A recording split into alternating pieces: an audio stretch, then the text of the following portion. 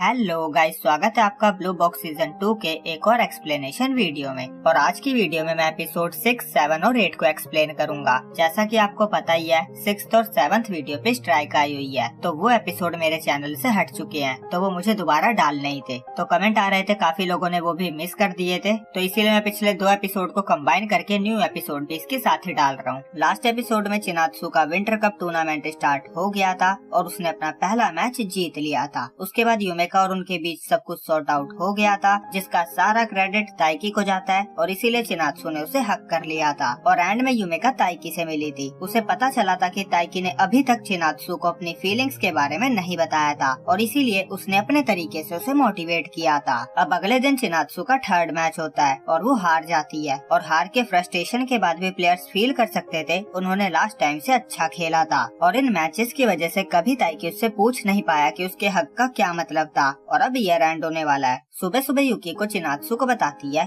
उसके पेरेंट्स रात 8 बजे जापान आएंगे, तो हम 6 बजे तक उनसे मिलने के लिए निकल जाएंगे। और उसके बाद चिनात्सु अपने दादा दादी के साथ उनके घर नागोमी जाएगी और फिर 6 जनवरी को लौटेगी। फिर ताइकी उठकर बाहर आता है और चिनात्सु को देखकर फटाफट चला जाता है, क्योंकि हक करने के बाद से उसे समझ नहीं आ रहा था वो उससे क्या बात करे। और मॉम के सामने बात करना तो और भी मुश्किल हो चुका था। और स्कूल में भी ईयर एंड को लेकर सफाई चल रही थी। सारे स्टूडेंट जिम की सफाई करते हैं और ताइकी एक नजर चिनात्सु को देखता है। वो उसे बिल्कुल नॉर्मल लग रही थी और एक लड़का एक्समस ट्री को हटा रहा था। ताइकी कहता है कि हम इसे पूरे साल ऐसे ही नहीं रहने दे सकते। और अयामे सबको सफाई की इंस्ट्रक्शंस दे रही थी। जब वो नई नई आई थी तो सबको वो बहुत क्यूट लग रही थी, पर अब वो सबकी दादी अम्मा बन के उनसे काम करवा रही थी। और वो ताइकी को भी नहीं छोड़ती। जैसे ही वो उसे फ्री दिखता है वो उसे काम करने को बोलती है और अगर उसके पास कोई काम नहीं बचा है तो वो उसे इक्विपमेंट को दोबारा से गिनती करने का काम दे देती है। और उस जगह को देखकर अब ताइकी को बिल्कुल भी नहीं लग रहा था ये वही जगह है जहाँ उन्होंने क्रिसमस ईव सेलिब्रेट किया था। फिर वो इक्विपमेंट की गिनती करने स्टोरेज रूम में जाता है। नागिशा और चिनात्सु वहीं थी। नागिशा ताइकी को कहती है वो अच्छा कर रहा है। ताइकी सेम टू यू कहता है और अभी भी चिनात्सु से नॉर्मल लग रही थी। उसे ऐसा लग रहा था जैसे उनके बीच हक कभी हुआ ही नहीं था। और एक बंदा बास्केट को कार्ट में भरकर अंदर रखने जा रहा था। उसकी वजह से ताइकी चिनात्सु से टकरा जाता है। वो जल्दी से उसे सॉरी कहता है। चिनात्सु कहते है कोई बात नहीं। उसके बाद नागिशा कुछ और काम करने के लिए चली जाती है और चिनात्सु ताइकी से पूछती है क्या हक करने की वजह से वो उससे गुस्सा है। ताइकी मन में कहता है ऐसा कभी हो ही नहीं सकता। तभी निशिदा वहाँ आ जाता है। वो बताता है हमें रिफ्रेशमेंट में जूस मिल रहा है और ताइकी को उस पे बहुत ज्यादा गुस्सा आने लगता है, क्योंकि फाइनली उन्हें बात करने का थोड़ा सा टाइम मिला था और यहाँ भी वो कबाब में हड्डी बन गया। फिर चिनात्सु चली जाती है। ताइकी भी उसके पीछे पीछे जाता है और हीना उन्हें देख लेती है और हीना को देखते हुए अयामे उसे देख लेती है। तभी क्यों हीना से बॉक्सेस को स्टाफ रूम तक ले जाने में हेल्प मांगता है और वो दोनों भी चले जाते हैं और अयामे उन्हें देखती रह जाती है। जरूर यहाँ पे उसे कुछ न कुछ तो फील हो रहा था। अब शाम तक सफाई का काम फिनिश हो गया था। निशिदा सबको रेस्टोरेंट चलकर खाने के लिए कहता है, पर ताइकी को चिनात्सु से बात करनी थी, इसीलिए वो भागकर घर जाता है। उसे बताना था वो गुस्सा नहीं था, उसे तो खुशी मिली थी, क्योंकि वो जिसे लाइक करता है फाइनली उसने उसे हक किया था। फिर वो घर पहुँचता है और चिनात्सु के बारे में पूछता है, पर चिनात्सु ऑलरेडी जा चुकी थी, क्योंकि उसके पेरेंट्स की फ्लाइट जल्दी आ गई थी, इसीलिए वो भी थोड़ा जल्दी निकल गई थी। और अब ताइकी टूटने लगा था। अब 31 दिसंबर की रात में उनकी पूरी फैमिली कार्ड गेम खेलती है और टीवी पे कोई म्यूजिक कॉन्सर्ट चल रहा होता है। ये उनका हर साल का ट्रेडिशन बन चुका था। हर न्यू ईयर ईव पे उनके घर पे ऐसा ही होता था। उसे लगने लगा था क्रिसमस ईव और चिनात्सु के साथ रहना उसका कोई सपना तो नहीं था। खैर उसे पता था ये सब सच था और जब से वो गई है उन्होंने बात भी नहीं की है। तो आज 12 बजे वो उसे हैप्पी न्यू ईयर डीएम करेगा और वो उसके बाद का भी कुछ सोच रहा था कि तभी युकी को ग्रुप में हैप्पी न्यू ईयर मैसेज कर देती है और ताइकी के ख्वाब धरे के धरे रह जाते हैं। उसकी मॉम ऑलरेडी ग्रुप पे मैसेज डाल चुकी थी, तो अब अगर उसने उसे डीएम किया तो ये बहुत अजीब होगा। और ग्रुप पे चिनात्सु का रिप्लाई भी आ चुका था।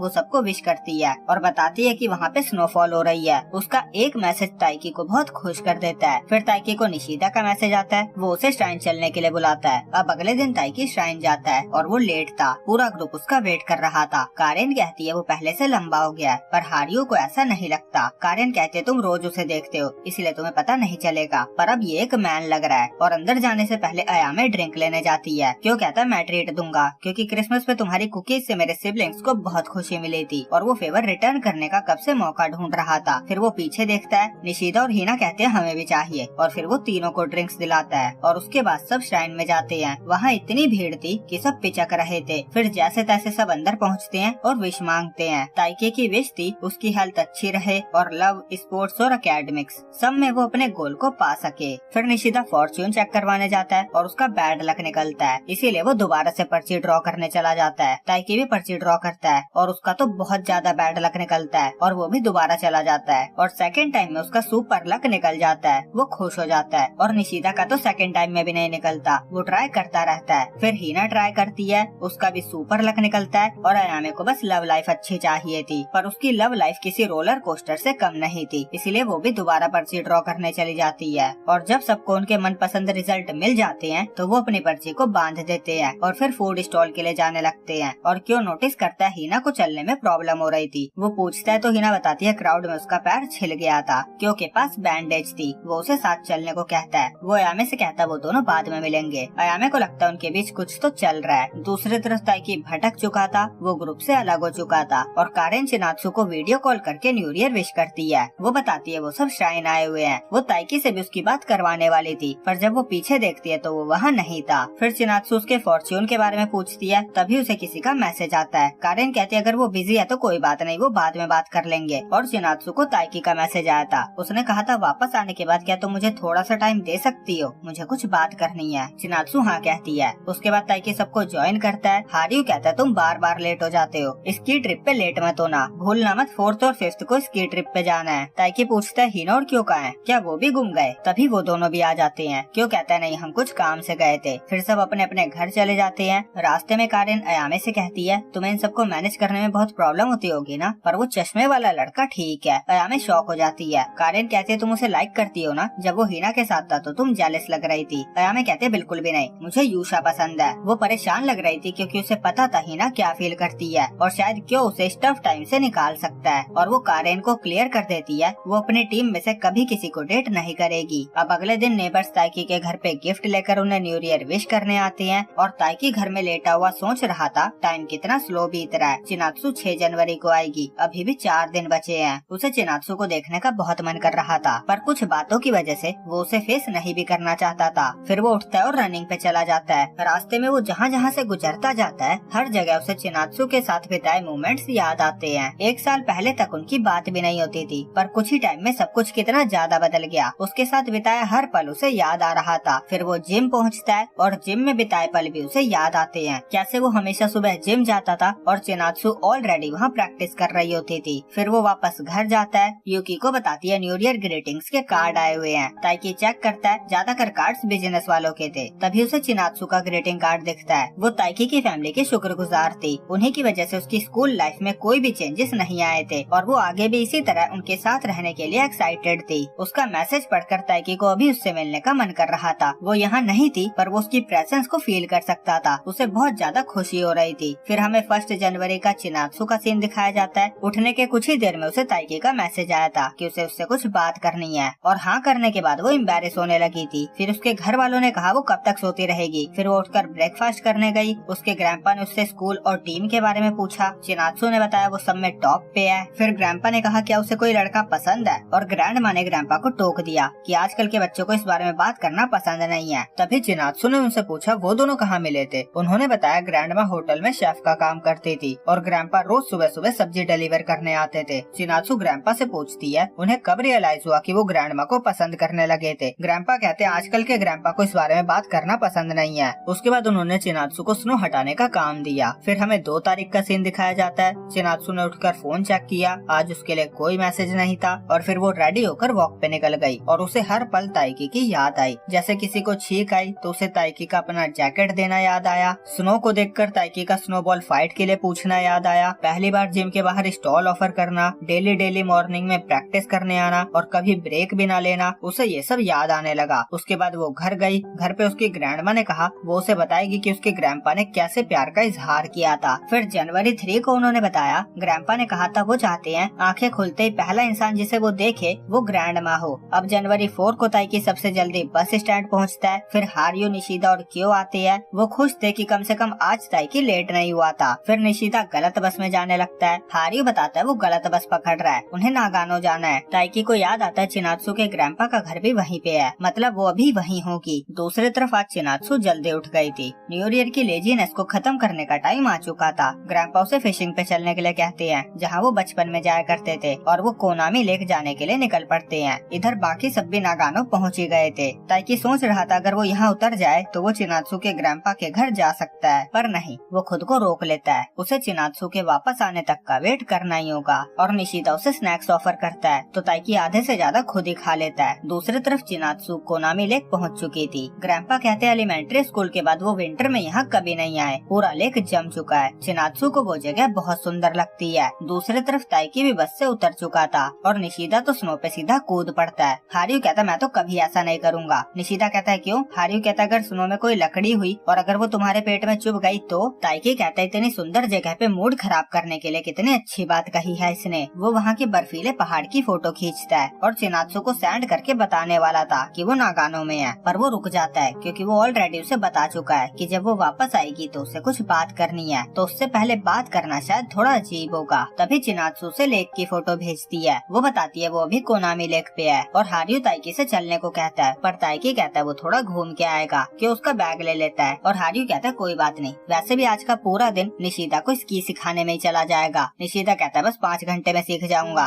और वो ताइकी से सेफली जाने को कहता है। फिर ताइकी भागकर चला जाता है। दूसरी तरफ चिनात्सु सबके साथ फिशिंग कर रही थी पर उनके हाथ एक भी फिश नहीं लग रही थी। फिर ग्रैंपा घर चलने को सजेस्ट करते हैं क्योंकि चिनात्सु के डैड का घर आने का टाइम हो ही रहा था और वैसे भी स्नोफॉल हो रही थी। दूसरी तरफ ताइकी ट्रेन से स्टेशन पहुंच चुका था पर बस को आने में अभी भी आधा घंटा लगने वाला था, इसीलिए वो भागकर जाने लगता है। सीन चिनात्सु पे आता है। सब वापस जा रहे थे और वो नेक्स्ट टाइम समर में आने का प्लान बनाते हैं। तभी चिनात्सु को ताइकी का कॉल आता है। वो कहता है मैं कोनामी लेक पहुंचने ही वाला हूँ। चिनात्सु गाड़ी रुकवाती है और लेक जाने लगती है। वो ताइकी से कहती है वो वेट करेगी। दोनों भागते हुए लेक जाते हैं। ताइकी पहुंचता है तो चिनात्सु ऑलरेडी वहाँ उसका वेट कर रही होती है। वो भागता हुआ जाता है और गिरने ही वाला होता है कि चिनात्सु से बचा लेती है। वो पूछती है वो यहाँ क्या कर रहा है? ताइकी कहता है मुझे कुछ कहना है, मैं तुम्हें पसंद करता हूँ। और उसके दिमाग में उसकी बहुत सारी मेमोरीज आने लगती है और चिनात्सु ने मुँह छुपा लिया था। ताइकी कहता है प्लीज कुछ कहो। चिनात्सु कहते हैं मैं भी तुम्हें लाइक करती हूँ और ताइकी ब्लश करता हुआ स्नो पे सो जाता है। चिनात्सु पूछती है क्या हुआ? वो कहता है मेरा दिल खुशी से बाहर आ जाएगा। चिनात्सु कहती है मेरा भी, मेरे दिल की धड़कन बहुत बढ़ चुकी है। और दोनों एक दूसरे के सामने स्नो पे लेटे होते हैं। ताइकी मन में कहता है मैं सोचता था सिर्फ मेरे दिल की धड़कन ही तेज होती है। और चिनात्सु कहती है तो क्या अब हम डेट कर रहे हैं? ताइकी कहता है हाँ सही कहा, अगर तुम मुझे करने दो तो। चिनात्सु कहती है मैं भी यही कहने वाली थी। ताइकी को बिलीव नहीं हो रहा था चिनात्सु उसकी गर्लफ्रेंड बन गई है। आज तक वो जिसे एडमायर करता था अब वो उसकी गर्लफ्रेंड है। तभी चिनात्सु की फैमिली वहाँ पहुँचती है। ग्रैंपा को नहीं पता था कि ताइकी कौन है, पर चिनात्सु की मॉम उसे जानती थी। वो उसे देखकर सरप्राइज हो गई थी। ताइकी कहता मैं स्की करने के लिए आया था, वो जगह यहाँ से ज्यादा दूर नहीं है। और फिर वो जाने लगता है पर मॉम उसे कहती है वो उसे छोड़ देगी। ताइकी कहता है रहने दो, 2 घंटे लग जाएंगे। मॉम कहती है ठीक है तो कम से कम हम तुम्हें स्टेशन तो छोड़ ही सकते हैं। फिर वो सब कार में बैठकर जाने लगते हैं। मॉम ग्रैंपा को बताती है चिनात्सु ताइकी की फैमिली के साथ ही रहती है। ग्रैंपा कहते हैं बाद में मुझे इस बारे में और बात करनी है। और ताइकी सोच रहा था कहीं ये सपना तो नहीं है। तभी चिनात्सु उसका हाथ पकड़ लेती है और 4 जनवरी वो पहला दिन बन जाता है जब ताइकी की पहली गर्लफ्रेंड बनी। अब वो स्टेशन पहुँचती है और ताइकी फटाफट ट्रेन पकड़ के निकल लेता है। रास्ते में उसे कन्फेशन याद आ रहा था। तभी उसे चिनात्सु का मैसेज आता है हैव अ सेफ ट्रिप और वो ब्लश करने लगता है। फिर वो होटल रूम पहुँचता है। वहाँ हारियो निशिदा को बैक मसाज दे रहा था। ताइकी कहता मैं डिस्टर्ब तो नहीं कर रहा? हारियो कहता नहीं। वो बताता है निशिदा आज बहुत बार गिरा है और इसकी पूरी बॉडी दर्द कर रही थी तो वो नूडल्स के बदले उसे मसाज दे रहा है। निशिदा कहता है पर मैं स्की करना सीख गया हूँ। वो हारियो को कल उससे मैच लगाने को कहता है। फिर ताइकी क्यों के बारे में पूछता है। हारियो बताता है वो नहाने गया है। फिर क्यों नहा कर आता है और पूछता है सब कैसा रहा। ताइकी कहता है तुम साइकी को क्या, तुम्हें हमेशा पता कैसे चल जाता है? और वो बताता है वो कपल बन गए हैं। क्यों कहता है अच्छी बात है, अब तुम्हें और ज्यादा मेहनत करनी होगी, तुम्हें नेशनल जाना है और प्रैक्टिस में मैं तुम्हारा साथ दूंगा। फिर अगले दिन वो सब स्की करते हैं। फिर रेस्टोरेंट में खाना खाते हैं और फाइनली वापस घर के लिए निकल जाते हैं। फिर ताइकी घर पहुंचता है। उसे ध्यान आता है कि चिनात्सु भी आने वाली होगी और अगर उसके पेरेंट्स को उनकी डेटिंग के बारे में पता चला तो मॉम तो उसे खींच के एक लगाएगी और हो सकता है कि चिनात्सु को यहाँ से जाना भी पड़े। तभी उसकी मॉम पूछती है क्या वो नागानो में चिनात्सु से मिला था? वो कहती है चिनात्सु की मॉम से उसे पता चला। ताइकी कहता है हाँ मैं वही पास से जा रहा था तो हम मिल गए थे। और उसके पेरेंट्स इतने भोले थे कि उन्हें सच में लग रहा था कि वो बस एक कोइंसिडेंस था। और ताइकी डिसाइड करता है कि वो अपने रिलेशनशिप के बारे में उन्हें नहीं बताएगा, नहीं तो हो सकता है कि चिनात्सु को वहाँ से जाना पड़े और वो अपना स्कूल भी फिनिश नहीं कर पाएगी। तो नेशनल जाना तो बहुत दूर की बात है, इसीलिए वो उसके ग्रेजुएट होने तक इस बात को सीक्रेट ही रखेगा। और अब टाइम आ गया है कि उसे भी नेशनल पे ध्यान देना चाहिए। यही सोचता हुआ वो नीचे जा रहा था कि उसका पैर स्लिप हो जाता है और वो गिरते गिरते बचता है। तभी चिनात्सु वहाँ आती है। उसे देख के ताइकी को सुकून मिलता है। फिर ताइकी के पेरेंट्स आ जाते हैं और चिनात्सु के सामान को उसे ऊपर रखने को कहते हैं। फिर ताइकी और चिनात्सु ऊपर जाते हैं और चिनात्सु को छोड़ने उसके पेरेंट्स भी आए हुए थे।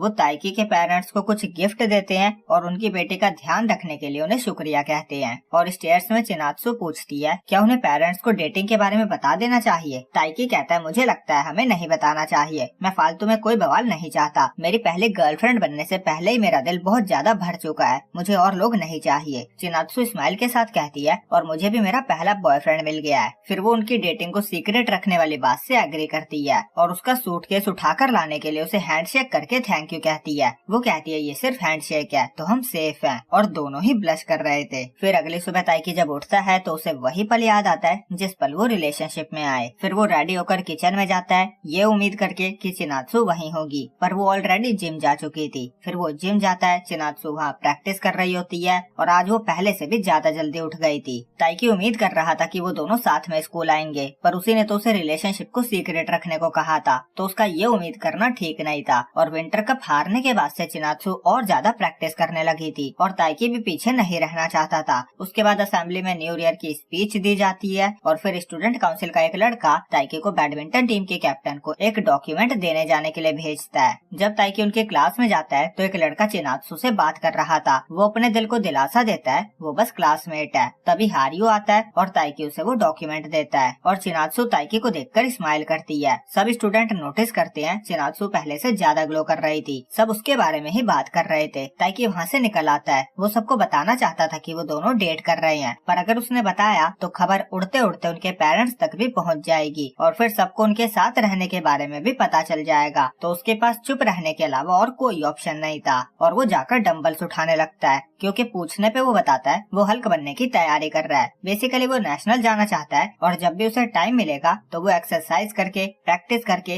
नेशनल जाने के सपने को पाने के चांसेस को बढ़ाता रहेगा। क्यों सोचता है प्यार में पड़ने के बाद भी ये डिस्ट्रैक्ट ना होकर टीम पे ध्यान दे रहा है और इसकी यही बात चिनात्सु को भी पसंद आएगी। तभी ताइकी को चिनात्सु का मैसेज आता है। वो साथ लंच करने के लिए उसे इनवाइट करती है। फिर ताइकी जिम के स्टोरेज रूम में जाता है और उसके पीछे पीछे चिनात्सु भी वहाँ पहुँचती है। ताइकी कहता है तुमने मुझे डरा दिया। चिनात्सु कहते हैं मैं तो तुम्हारे पीछे पीछे आ रही थी। ताइकी कहता है तो तुमने कुछ कहा क्यों नहीं, और चिनात्सु कंफ्यूज थी। फिर वो कहती है अगली बार बता दूंगी। फिर वो ब्लैंकेट निकालती है और ताइकी को भी ऑफर करती है। वैसे तो ताइकी ऑफर एक्सेप्ट करना चाहता था पर वो मना कर देता है। फिर दोनों साथ में लंच करते हैं और दोनों ने सबसे पहले सेम ही चीज खाई थी। फिर वो कुछ जापानीज डिश की बातें करते हैं, जैसे ताइकी को क्या पसंद है और चिनात्सु को क्या पसंद है, और वो किसी रेस्टोरेंट जाकर उसे कभी ट्राई भी करेंगे। फिर वो उन्हें क्या क्या खाना नहीं पसंद इस बारे में भी बात करते हैं और उसके बाद चिनात्सु को नींद आने लगती है। ताइकी कहता है वो सो सकती है, जब बेल बजेगी तो वो उसे जगा देगा। वो कहता है आज तुम बहुत जल्दी भी उठ गई थी। चिनात्सु कहती है वो नर्वस थी इसीलिए जल्दी उठ गई थी। और फिर वो बैठे बैठे सो जाती है और वो गिरने ही वाली थी पर ताइकी हाथ लगाकर उसे बचा लेता है। और अब अगर कोई नर्वस हो रहा था तो वो बस ताइकी था।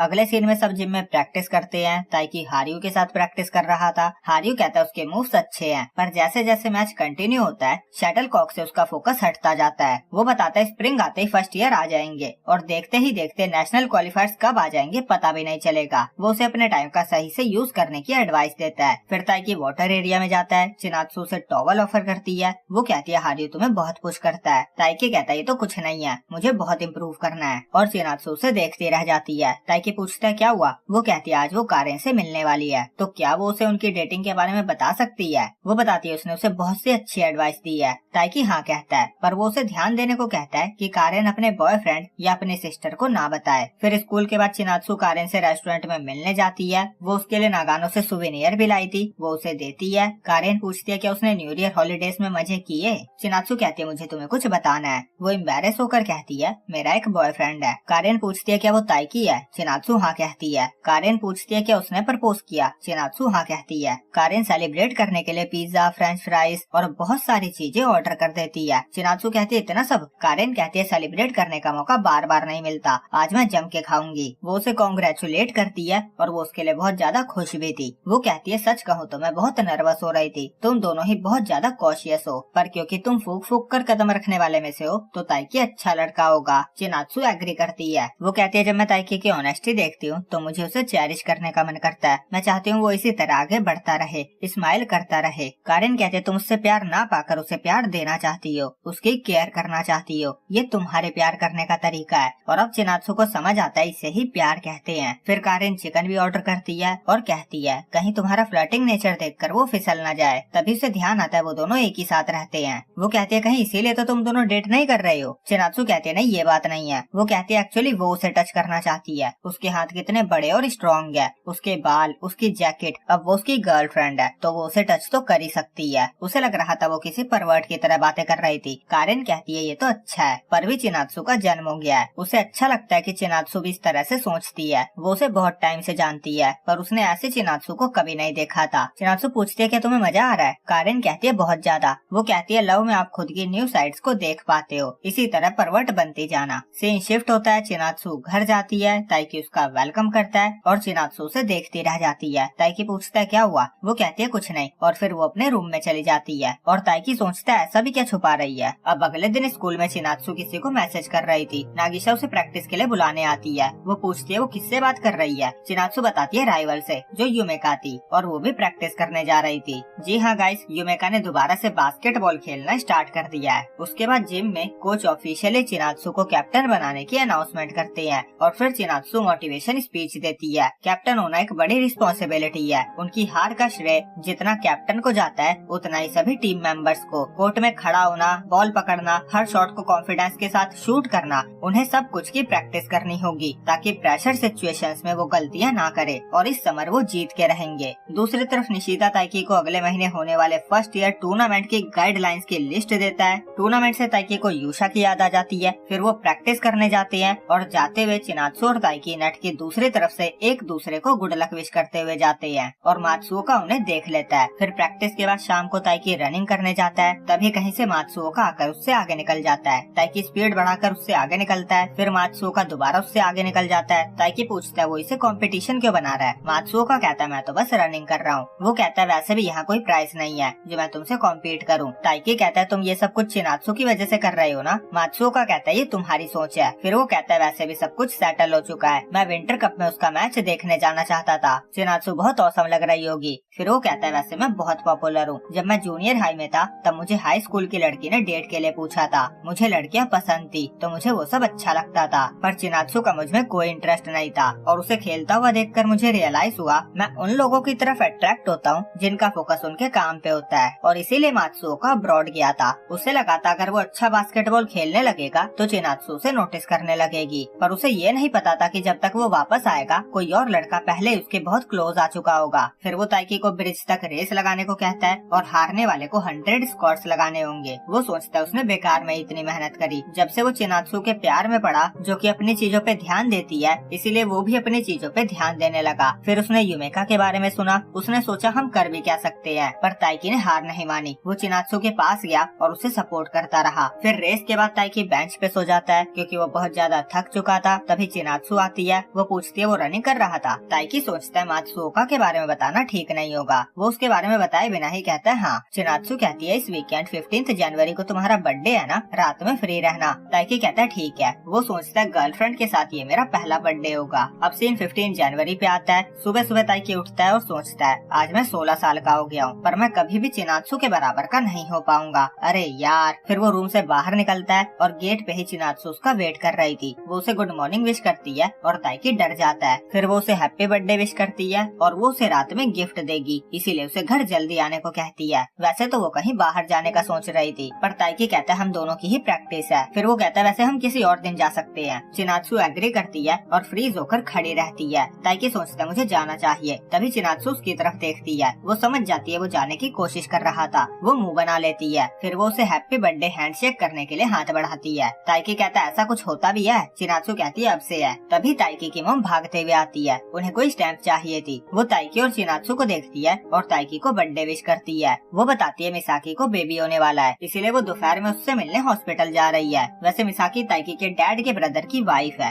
मॉम कहती है वापस आते हुए वो केक लेते हुए आएगी और मॉम की टाइमिंग को देखते हुए ताइकी सोचता है मुझे पता था एक घर में रहते हुए डेट करना सही नहीं होगा। और मॉम चिनात्सु को बताती है उन्होंने जिस इंग्रेडिएंट की बात की थी वो आ चुके हैं। फिर स्कूल में क्यों ताइकी को बर्थडे विश करता है और वो उसे वे प्रोटीन गिफ्ट देता है। फिर अयामे आती है। उसे भी उड़ते उड़ते खबर मिली थी कि आज ताइकी का बर्थडे है। वो कहती है 15 जनवरी को अच्छे बच्चों का बर्थडे होता है। ताइकी कहता क्या दे रही हो? अयामे कहते तुम्हें मुझे पहले बताना चाहिए था कि तुम्हारा बर्थडे है, मैं कुछ लेकर आती। ताइकी कहता कोई बात नहीं, मैं बड़ा हो गया हूँ। वो कहता है सिर्फ क्यों और हीना ही मुझे गिफ्ट देते हैं। वो सोचता है हीना हर साल मुझे गिफ्ट देती है, पर शायद इस बार नहीं देगी। जूनियर हाई में हीना को जब पहली बार पता चला था कि आज ताइकी का बर्थडे है तो उसने भी उसे पहले बताने को कहा था, और उसके बाद से हर साल वो ताइकी को उसकी एज जितनी चॉकलेट दिया करती थी। अब हारियो ताइकी को विश करता है और गिफ्ट में प्रोटीन ड्रिंक देता है, और निशिदा भी विश करता है और उसके अगेंस्ट मैच खेलने की परमिशन देता है, और ताइकी के हर 5 पॉइंट पे वो हैप्पी बर्थडे वाला सॉन्ग गाएगा। फिर हीना भाग कर आती है और ताइकी के पॉकेट में कुछ रख कर चली जाती है। वो उसे उसका 3rd बर्थडे विश करती है। ताइकी सरप्राइज हो जाता है, 3rd बर्थडे? वो पॉकेट से कुछ निकालता है, उसमें 3 चॉकलेट थी। वो कहता है 13 कम है। हीना कहती है मुझे लगा तुम 3 साल के हो। फिर नीना हीना से कहती है तुमने उसे गिफ्ट दिया? हीना कहती है उस बात को बहुत टाइम हो चुका है, मैं उसे भुला चुकी हूँ। यहाँ वो रिजेक्शन की बात कर रही है। और निशिदा ताइकी से कहता है वो हर साल तुम्हें गिफ्ट देती है, कितनी अच्छी दोस्त है। ताइकी सोचता है दोस्त? फिर वो चॉकलेट खाता है, उसे वो खाए हुए बहुत टाइम हो गया था,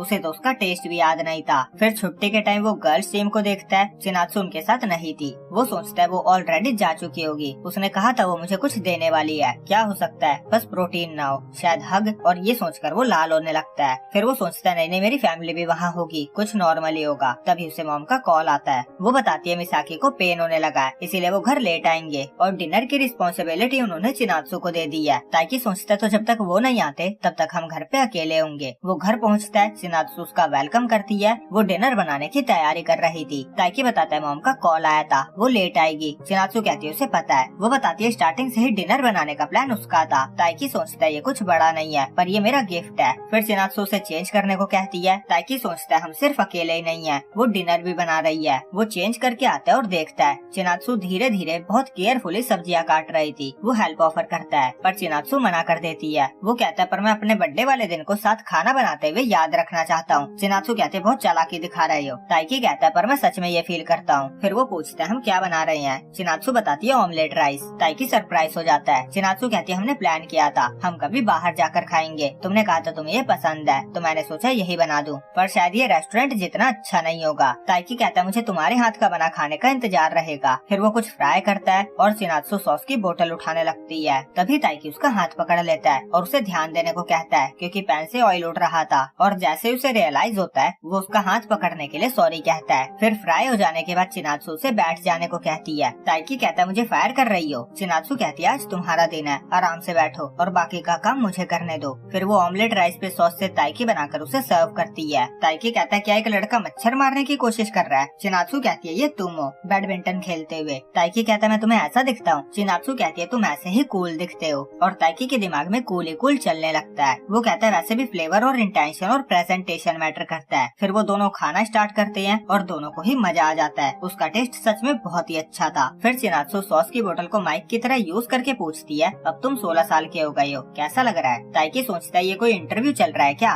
वो कहता है इस तरह सेलिब्रेट करने के बाद मैं इस साल अपना बेस्ट देने का पूरा ट्राई करूंगा। चिनात्सु पूछती है कोई गोल? ताइकी कहता है हमेशा की तरह वही, नेशनल जाना। वो सोचता है इसके लिए मुझे बड़ी बड़ी दीवारों को पार करना होगा। अब मैं चिनात्सु को डेट कर रहा हूँ, मैं बात बात पे रोना धोना नहीं कर सकता। वो कहता है मैं और जीतना चाहता हूँ। चिनात्सु कहती है मैं भी यही चाहती हूँ, मैं देखना चाहती हूँ तुम कैसा करोगे। ताइकी सोचता है तो प्रॉपर इंटरव्यू चल रहा है। चिनात्सु पूछती है स्प्रिंग में नए फर्स्ट ईयर आएंगे तो वो कैसा सीनियर बनना चाहेगा? ताइकी अपने सीनियर्स को इमेजिन करके कहता है स्ट्रिक्ट। फिर चिनात्सु लास्ट क्वेश्चन पूछती है। वो कहती है वो कब तक उसे चिनात्सु सेनपाई कहकर बुलाएगा, आखिर वो उसकी गर्लफ्रेंड है। ताइकी सोचता है मैंने कभी सेनपाई कहने के अलावा कुछ सोचा ही नहीं, पर ये सच है कि ये मेरी गर्लफ्रेंड है, अब कहना होगा। वो उसे सिर्फ चिनात्सु कहने की कोशिश करता है। वो अटकता अटकता किसी तरह बोल देता है। चिनात्सु को भी अच्छा लगता है, तभी वो सेनपाई कहता है और यहाँ हो जाता है मेहनत का सत्यानाश। वो सोचता है मैं हमेशा ही सेनपाई कहता आया हूँ, मैं अचानक से चेंज नहीं कर पाऊंगा। चिनात्सु कहती है शायद तुम्हें इस चीज की प्रैक्टिस करने की जरूरत है। ताइकी कहता है हाँ मैं ट्राई करूंगा, और उसने उसे सिर्फ ताइकी कहा था। वो भी ये नोटिस करता है अभी तक वो उसे ताइकी कुन कहती थी, पर अब सिर्फ ताइकी कहा। चिनात्सु कहती है मैं कब से सिर्फ ताइकी कहने का ही सोच रही थी, मैं जेलस थी क्योंकि तुम्हारे टीममेट्स क्लासमेट्स सब तुम्हें सिर्फ ताइकी ही कहते थे।